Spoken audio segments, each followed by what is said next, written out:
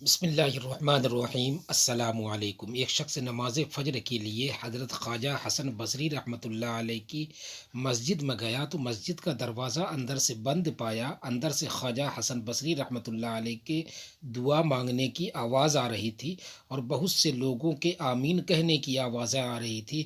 اس شخص نے خیال کیا کہ شاید حضرت خواجہ حسن بصری رحمۃ اللہ علیہ کے احباب مسجد میں آئے ہوئے ہیں۔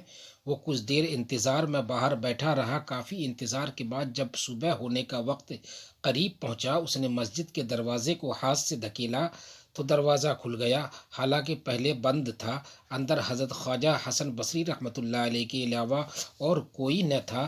اس شخص نے نماز پڑھی اور بعد میں حضرت خواجہ صاحب سے پوچھا کہ حضور، میں نے تو مسجد کا دروازہ بند پایا تھا اور آپ کی دعا اور ایک باجماعت آمین کی صدا سنی تھی، مگر جب کچھ دیر کے بعد دروازہ کھلا تو اندر آپ کے علاوہ کسی کو بھی نہ دیکھا۔ یہ کیا ماجرا ہے؟ خدا را کچھ تو فرمائیے۔ حضرت خواجہ حسن بصری رحمۃ اللہ علیہ نے اس شخص کو تنبیہ کی کہ خاموش رہے اور یہ بات کسی کو مت بتائے۔ یہاں ہر روز فجر کی نماز سے پہلے جن اور پریوں کی ایک جماعت میرے پاس درس لینے اور واعظ سننے آتی ہے اور آخر میں باقاعدہ دعا ہوتی ہے۔ آج بھی وہ مخلوق آئی ہوئی تھی اور انہوں نے ہی دروازہ بند کر رکھا تھا، اور جب وہ باہر نکلی تو تمہیں خبر تک نہ ہوئی۔ حضرت خواجہ حسن بصری رحمۃ اللہ علیہ کا ہی ایک واقعہ ہے کہ ایک مرتبہ ایک حبشی دریا کے کنارے ایک عورت کو اپنے قریب بٹھائے شراب نوشی میں مشغول تھا۔ شباب اور شراب کے نشے میں وہ اپنے ارد گرد سے بے خبر تھا۔ حضرت خواجہ حسن بصری رحمۃ اللہ علیہ کا وہاں سے گزر ہوا تو انہوں نے اس کو سخت ملامت کیا۔ ابھی آپ کی بات جاری تھی کہ دریا کی دوسری طرف ایک کشتی آتی دکھائی دی۔ کچھ ہی دیر کے بعد کشتی گرداب میں پھنسی اور پھر ڈوب گئی۔ مال و اسباب اور سوار تمام کے تمام غوطے کھانے لگے۔ اسی وقت وہ حبشی دریا میں کودا۔ اس نے پہلے سواروں کو اور پھر ان کے اسباب کو پانی سے نکال باہر کیا۔ یہ سارا واقعہ حضرت خواجہ حسن بصری رحمۃ اللہ علیہ نے اپنی آنکھوں سے دیکھا۔ اسی وقت توبہ کی اور عہد کیا کہ آئندہ کسی ذلیل سے ذلیل شخص کو بھی کمتر نہیں سمجھیں گے۔ حضرت حنظلہ رضی اللہ تعالیٰ عنہ کی رئیس المنافقین عبداللہ بن ابی بن سلول کی بیٹی جمیلہ سے شادی ہوئی۔ ان کی رخصتی اس رات ہوئی جس کی صبح مسلمانوں کو غزوہ احد کے لیے نکلنا تھا۔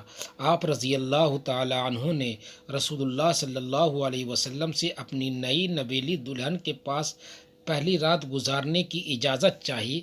بارگاہ رسالت سے اجازت مل گئی۔ صبح کی نماز پڑھنے کے بعد دربار رسالت میں حاضر ہونے کا ارادہ کر رہے تھے کہ نئی نویلی دلہن نے روک لیا۔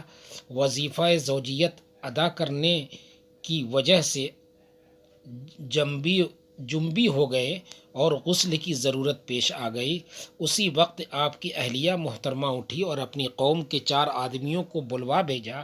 وہ آ گئے تو بولی، تم لوگ گواہ رہو کہ حنظلہ رضی اللہ تعالیٰ عنہ نے میرے ساتھ صحبت کی ہے۔ ان سے اس سلسلے میں گواہ بنانے کی وجہ دریافت کی گئی تو کہنے لگی، آج مجھے ایسا محسوس ہوا کہ آسمان پھٹا اور اس میں حنظلہ داخل ہو گئے، پھر آسمان پہلے کی طرح برابر ہو گیا۔ میں سمجھ گئی کہ اس جنگ میں حنظلہ جام شہادت نوش کر لیں گے۔ تم لوگوں کو اس صحبت پر گواہ اس وجہ سے بنایا کہ اس سے بچہ عبداللہ بن حنظلہ کا علوق ہو چکا ہے۔ کہیں ایسا نہ ہو کہ اس ہونے والے بچے کو ناجائز سمجھ بیٹھو۔ حضرت حنظلہ رضی اللہ تعالیٰ عنہ جلدی سے ہتھیار سے لیس ہو کر اسی حالت میں تیزی کے ساتھ میدان جنگ کی طرف بڑھے اور نبی اکرم صلی اللہ علیہ وسلم کو دیکھا کہ جنگ کی صف بندی فرما رہے ہیں۔ جب گھمسان کی جنگ شروع ہوئی تو آپ کا ابو سفیان سے سامنا ہو گیا۔ آپ نے اس کے گھوڑے کی پچھلی ٹانگ کے گھٹنے پر زوردار وار جس سے ابو سفیان نیچے آ گرا اور چیخنے چلانے لگا، اے قریش کی جماعت، میں ابو سفیان ہوں، میری مدد کو دوڑو، دیکھو حنظلہ بن ابی ابی عامر مجھے قتل کر دے گا۔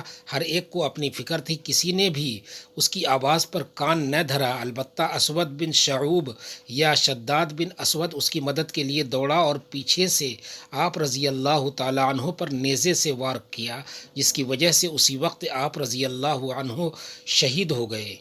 حضور صلی اللہ علیہ وسلم جب جنگ سے فارغ ہوئے تو پہاڑ کے دامن کی طرف دیکھا اور صحابہ سے فرمایا، دیکھو وہاں کون ہے؟ ملائکہ آسمان سے چاندی کے کوزے بھر بھر کر لا رہے ہیں اور کسی کو نہلا رہے ہیں۔ حضرت ابو سعید عدی رضی اللہ تعالیٰ عنہ کا بیان ہے کہ ہم نے وہاں جا کر دیکھا تو حضرت حنظلہ رضی اللہ تعالیٰ عنہ پڑے تھے اور ان کے بالوں سے پانی کے قطرے ٹپک رہے تھے۔